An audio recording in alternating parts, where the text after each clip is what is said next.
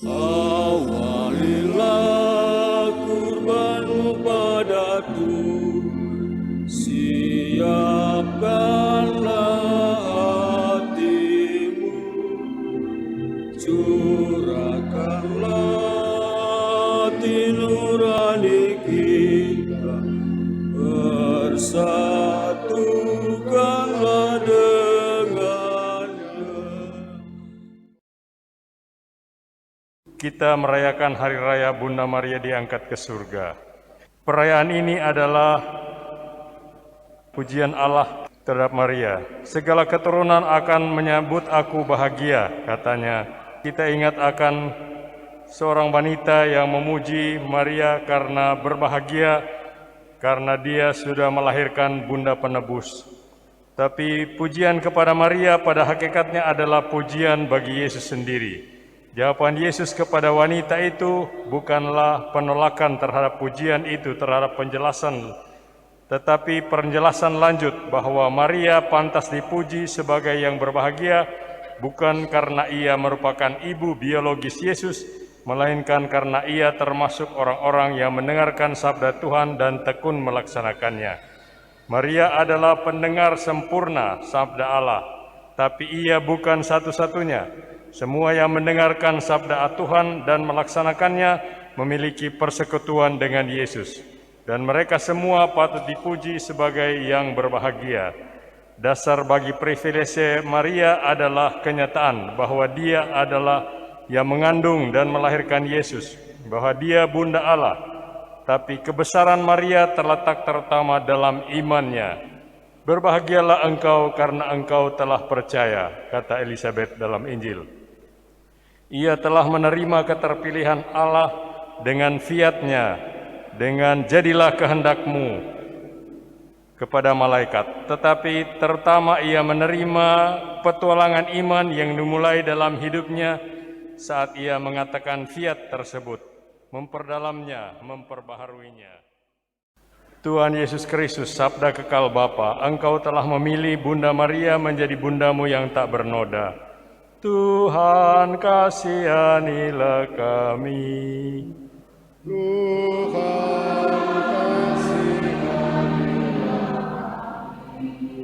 Tuhan Yesus Kristus, penyelamat kami, saat penderitaan dan wafatmu, Bunda Maria berdiri kaki salib, memberi teladan ketabahan kepada kami. Kristus, kasihanilah kami.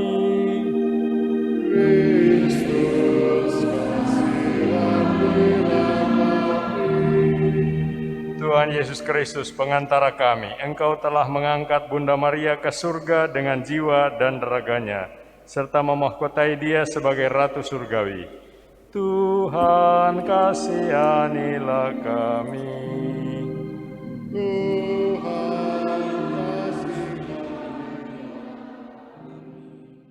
Dan damai di bumi kepada orang yang berkenan padanya. Lalu tampaklah suatu tanda besar di langit. Seorang perempuan berselubungkan matahari dengan bulan di bawah kakinya, dan sebuah mahkota dari 12 bintang di atas kepalanya. Di sebelah kananmu berdiri permaisuri, berpakaian emas dari Ofir. Dengarlah hai puteri, lihatlah dan sendengkanlah telingamu. Lupakanlah bangsamu dan seisi rumah ayamu. Biarlah raja menjadi bergairah karena keelokanmu, sebab dialah Tuhanmu, sujudlah kepadanya. Di sebelah kananmu berdiri permaisuri, berpakaian emas dari Maria diangkat ke surga. Para malaikat bersuka cita.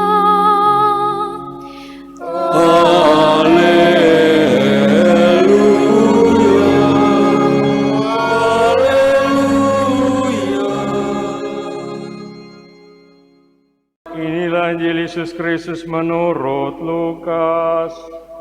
Dimuliakanlah Tuhan.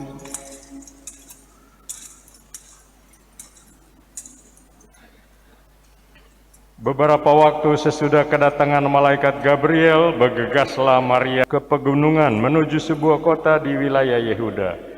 Ia masuk ke rumah Zakaria dan memberi salam kepada Elisabet. Ketika Elisabet mendengar salam Maria, melonjaklah anak yang di dalam rahimnya, dan Elisabet pun penuh dengan Roh Kudus, lalu berseru dengan suara nyaring, "Diberkatilah, terpujilah engkau di antara wanita, dan terpujilah buah tubuhmu. Siapakah aku ini sampai ibu Tuhanku datang mengunjungi aku? Sebab sesungguhnya ketika salammu sampai kepada telingaku, anak yang di dalam rahimku melonjak kegirangan. Sungguh berbahagialah dia yang telah percaya, sebab firman Tuhan yang dikatakan kepadanya akan terlaksana." Lalu kata Maria, "Jiwaku memuliakan Tuhan dan hatiku bergembira karena Allah juru selamatku, sebab ia telah memperhatikan kerendahan hambanya. Sesungguhnya mulai sekarang segala keturunan akan menyebut aku berbahagia, karena Yang Maha Kuasa telah melakukan perbuatan-perbuatan besar kepadaku, dan namanya adalah Kudus. Rahmat-Nya turun-temurun atas orang yang takut akan Dia. Ia memperlihatkan kuasa-Nya dengan perbuatan tangan-Nya, dan mencerai-beraikan orang-orang yang congkak hatinya. Ia menurunkan orang-orang yang berkuasa dari tahtanya, dan meninggikan orang-orang yang rendah. Ia melimpahkan segala yang baik kepada orang yang lapar, dan menyuruh orang-orang yang kaya pergi dengan tangan hampa. Ia menolong Israel hamba-Nya, karena ia mengingat rahmat-Nya, seperti yang dijanjikannya kepada nenek moyang kita, kepada Abraham dan keturunannya untuk selama-lamanya." Kira-kira 3 bulan lamanya Maria tinggal bersama Elisabet, lalu pulang ke rumahnya. Saudara sekalian yang saya hormati, kekasih-kekasih dalam Kristus, hari ini kita merayakan pesta Bunda Kristus, Bunda Maria. Kita merayakan momen pengangkatannya ke surga, artinya kebangkitannya bersama dengan Kristus, sebagaimana diuraikan oleh Paulus dalam bacaan kedua. Kita merayakan sebuah akhir yang gemilang, sebuah kemenangan final, sebuah kejayaan cemerlang. Itu bagus, tetapi bukan tanpa bahaya. Bahaya bahwa kita cuma tahu ada perayaan, ada pesta, kita ikut rame-rame merayakannya. Di negara-negara Katolik tertentu bahkan ada festival-festival seperti di Filipina atau di Italia atau di Polandia dan seterusnya, tanpa sebenarnya tahu persis apa yang sedang dirayakan dan mengapa. Kalau di hari Paskah, saudara sekalian, kita merayakan kebangkitan Kristus, tidak ada risiko bahwa kita lupa akan jalan salib yang telah mengantar Yesus kepada hidup yang jaya, kepada kemuliaan. Soalnya baru saja dirayakan hari Jumat Agung. Tetapi kalau pada pertengahan Agustus ini orang merayakan pengangkatan Maria ke surga, ada bahaya orang lupa akan jalan salib, jalan iman, hidup penuh kesungguhan mendengarkan Tuhan, dan kepatuhan serta ketekunan melaksanakannya, yang mengantar Maria ke saat puncak ini. Maka perlulah pada hari ini kita susun rekap dari semua pesta Santa Maria yang satu persatu dirayakan sepanjang tahun.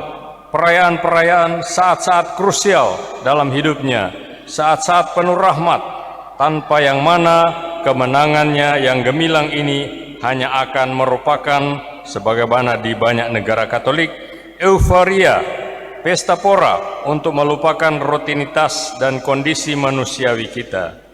Yang dirayakan meriah adalah kemenangan, tetapi lupa akan pertempuran-pertempuran yang mendahuluinya. Begitulah biasanya kita. Beberapa hari lagi kita akan merayakan kemerdekaan. Kita merayakan pesta pora, tetapi kita lupa bahwa perayaan kemerdekaan itu didahului oleh peperangan-peperangan, pertumpahan darah, dan seterusnya dari para pahlawan. Begitulah juga dulu saat Yesus masih hidup di dunia ini. Seorang perempuan memuji Maria dengan berseru, "Berbahagialah ibu yang telah mengandung engkau, berbahagialah susu yang telah menyusui engkau." Perempuan ini cuma melihat hal yang kebetulan bahwa Maria telah mengandung dan melahirkan orang sehebat Yesus. Ia cuma melihat kesempatan istimewa yang Tuhan berikan kepadanya untuk menjadi bunda Sang Mesias. Ia melihat kehebatan, kegemilangan, tetapi ia lupa akan jalan menuju kemujayaan gemilang itu. Jalan yang kita semua juga harus tempuh. Jalan di mana kita semua harus bergabung, di mana Maria sudah mendahului kita. Jalan di mana dia tidak telah dikecualikan, atau yang untuk dia telah dipermudah. Dan inilah yang diingatkan Yesus kepada si perempuan itu. Yang berbahagia ialah mereka yang mendengarkan firman Allah dan yang mempraktekannya. Anda berpendapat bahwa ibuku punya kesempatan istimewa? Oke, baik. Tapi aku akan mengatakan ini kepada Anda. Kesempatan yang sebenarnya yang juga ada untuk Anda adalah kesempatan sudah mendengarkan sabda Tuhan, telah memasang telinga baik-baik terhadapnya, kesempatan membuka diri kepadanya, dan kesempatan telah mempraktekannya.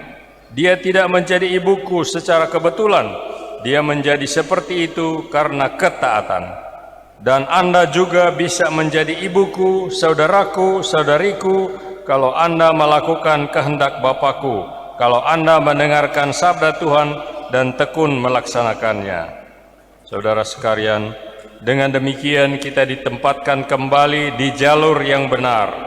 Dengan demikian kita ditempatkan kembali pada posisi yang tepat, pada pemaknaan yang betul dalam merayakan ujung yang gemilang dari jalan ini, yaitu pengangkatannya ke dalam kemuliaan. Kita dikembalikan kepada makna sebenarnya kemuliaan ini, diantar kembali kepada yang pokok, yang hakiki, kepada asal-usulnya, yakni iman kepercayaan. Kata Elizabeth dalam Injil tadi, "Berbahagialah engkau, sebab engkau telah percaya bahwa sabda Tuhan kepadamu akan terlaksana." Kita sering berusaha mengesampingkan iman kepercayaan, berupaya mendapatkan kemuliaan, kemenangan secara instan, sambil kita melupakan jalan yang harus ditempuh, ongkos yang mesti kita bayar, jerih payah, pahit getir yang harus ditanggung. Karena itu, jangan keliru berpikir bahwa Maria menjadi semulia itu, sejaya itu, secara tiba-tiba, secara instan, menjadi ibu Tuhan tanpa keberanian ambil risiko, tanpa penyerahan diri, menjadi ibu Tuhan secara kebetulan, bagaikan lewat mukjizat. Sebaliknya, ia berbahagia karena telah lebih dahulu membuka diri, memberi diri, menyerahkan diri seutuhnya, secara total kepada sabda Tuhan. Ia berbahagia karena telah berani tanggung risiko, seperti Abraham, bapa iman, dalam pengharapan buta kepada Tuhan. Dengan begitu ia membuka pintu datangnya keselamatan bagi dunia. Ketaatannya kepada kehendak Allah membuahkan keselamatan. Sebab keselamatan tidak datang kepada kita tanpa ambil risiko iman kepercayaan. Saudara sekalian, Maria dalam Injil berseru, "Aku mengagungkan Tuhan, hatiku bersukaria karena Allah penyelamatku." Artinya, yang dimuliakan Maria dalam segalanya itu bukanlah dirinya sendiri, melainkan Tuhan. Ia memperhatikan kerendahan hambanya dan mengangkat yang hina dina, katanya. Sikap iman Maria ini tergambar gamblang dalam kidungnya yang indah Magnificat sebagaimana kita dengar dalam Injil tadi. Jadi saudara sekalian, kalau dalam pesta hari ini kita merayakan kejayaan, kemenangan, jangan kita lupa bahwa ini merupakan kemenangan iman, bahwa kejayaan ini merupakan ujung dari sebuah perjalanan panjang, penuh risiko, pucuk dari sebuah pengharapan yang berani dan penuh jerih payah, dan bahwa kebangkitan Maria berada di akhir sebuah jalan salib, sebagaimana juga halnya dengan kebangkitan Yesus Kristus. Saudara sekalian, maka berbahagialah kita bersama Maria kalau kita menaruh iman kepercayaan kepada sabda Allah, kalau kita berani ambil risiko percaya padanya dan hidup daripadanya. Maka pemuliaan Maria tersedia juga bagi kita, Gereja Kristus. Maria adalah, sebagaimana dikatakan dalam bacaan pertama, tanda besar di langit. Dialah tanda harapan yang pasti untuk kita dari Lumen Gentium pasal 67. Untuk gereja yang masih berjuang di dunia ini, di jalan iman. Semoga demikian. Amin. Semoga para ibu meneladan Bunda Maria dalam mendampingi keluarga mereka, agar semangat keluarga kudus Nazaret selalu tinggal di antara keluarga kami. Kami mohon, kabulkanlah doa kami ya Tuhan. Bagi kita di sekitar altar ini, ya Bapa, teguhkanlah iman, pengharapan, serta kasih kami, sehingga kami semakin yakin bahwa kebencian akan dikalahkan oleh kasih, dan maut bukan akhir dari segalanya, sebagaimana Bunda Maria selalu bersyukur dan memuji Engkau karena karya penyelamatan Kristus Putramu. Kami mohon, kabulkanlah doa kami ya Tuhan. Terimalah dan makanlah kamu semua, inilah tubuhku yang diserahkan bagimu. Terimalah dan minumlah kamu semua, inilah piala darahku, darah perjanjian baru dan kekal, yang ditumpahkan bagimu dan bagi semua orang demi pengampunan dosa. Lakukanlah ini sebagai kenangan akan daku. Rambutku kau urat setangis, kau urat tubuhku, lalu menyiram jiwaku. Yesus, kita ketakutan, tanpa Yesus kita tidak tahan.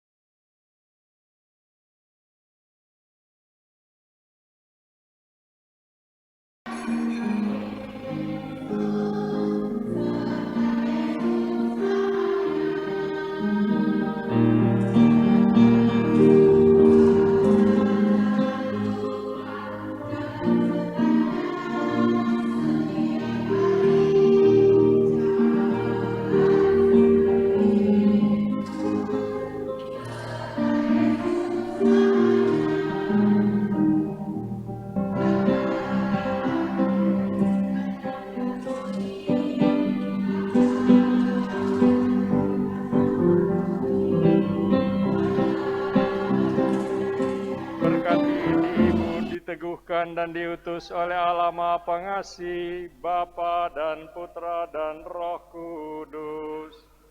Amin. Il Lourdes di gua sunyi terpencil, tampaklah Maria perawan murni. Ave